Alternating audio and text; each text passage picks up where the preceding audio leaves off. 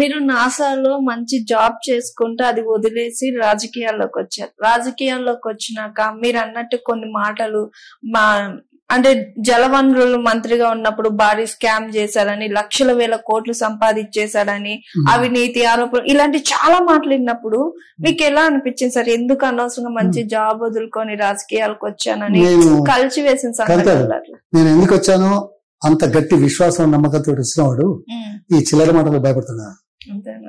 అందుకే కదా జలయజ్ఞంలో ఆరోపణలు వస్తాయని తెలుసు, ఇటువంటివి ఉంటాయని తెలుసు. చేసినారా చేయలేదా అనేది వేరే విషయం, జరిగిందా జరగలేదా వేరే విషయం. కానీ పారదర్శకత కోసం 47 ప్రాజెక్టుల దగ్గర చర్చలు పెట్టింది ఎవరు? మొదటి దాంట్లో ఉన్నాను నేను. 47 ప్రాజెక్టుల దగ్గర మీడియా వాళ్ళే కానివ్వండి, ఇంజనీర్లే కానివ్వండి, స్టేక్ హోల్డర్సే కానివ్వండి, వచ్చి ఇది చేస్తా ఉంటే ఇది ఇట్లా అది ఇట్లా అని చెప్పేవాళ్ళు ఉన్నారు కదా. చేసామా లేదా? 6 లక్షల ఎకరాలు ప్రపంచ చరిత్రలో భూసేకరణ జరగల. అప్పుడు 2013లో భూసేకరణ సవరణ చట్టం వచ్చింది.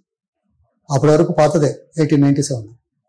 అప్పుడు ఎకరానికి 400 300 ఇచ్చి సేకరించాం. ఎందుకంటే ఇప్పుడు తక్కువ ఖర్చు అవుతుంది, భవిష్యత్తులో ఎక్కువ అవుతుంది. గేల్ చేశారు. ఇంకా ప్రాజెక్టు రాలేదు, భూమి అది ఎత్తాను కాలువలకు, ఎందుకంటే వీళ్ళకి ఏదో పైసల కోసం. అది అజ్ఞానులు, ముందు చూపు లేని వాళ్ళు. ఒకవేళ అవినీతి ఉంటే ప్రశ్నించం కాదు, కానీ దానికోసం చేస్తున్నారు అనడం ఎంత బుద్ధి తక్కువ. ముందు చూపుతోటి ఇవాళ కాలువలు తవ్వాడు, నీళ్లు కొన్నిట్లో వచ్చినాయి, ఇంకా కొన్నిట్లో ఇంకా రిలీజ్ చేస్తున్నాయి. ఆన్గోయింగ్ ప్రాజెక్ట్స్ ఉన్నాయి, 10 సంవత్సరాలు 20 సంవత్సరాలు నడిచేట్లు ఉన్నాయి కదా. అది కాదని వెళ్తామా? లేదు కదా. కానీ అదే భూమి ఇవాళ ఎన్ని కోట్లు పెట్టాలి ఇక్కడ?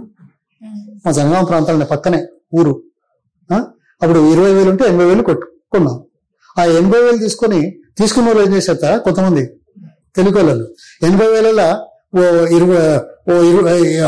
ఓ 40,000 పెట్టి మళ్ళీ 2 ఎకరాలు తీసుకున్నాను పక్కన. ప్రభుత్వం తీసుకున్న భూములు ఉంటాయి కదా, 20,000 కదా. అంటే 20,000 భూమికి ఎకరానికి 40,000 80,000 తీసుకొని 40,000 ఖర్చు పెట్టి 2 ఎకరాలు. ఎకరం ఉన్నోడు 2 ఎకరాలు కూడా మిగతా 40,000 అనుభవించాడు.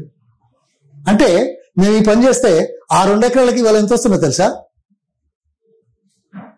లక్షల కోట్ల రూపాయలు వస్తున్నాయి. అంటే స్టేక్ హోల్డర్స్, స్మాల్ రైతులు, వాళ్లకు సమాజంలో గౌరవం వచ్చే విధంగా భూమి దండలు పెరిగినాయి. అది జలయజ్ఞం చేసేపటికే.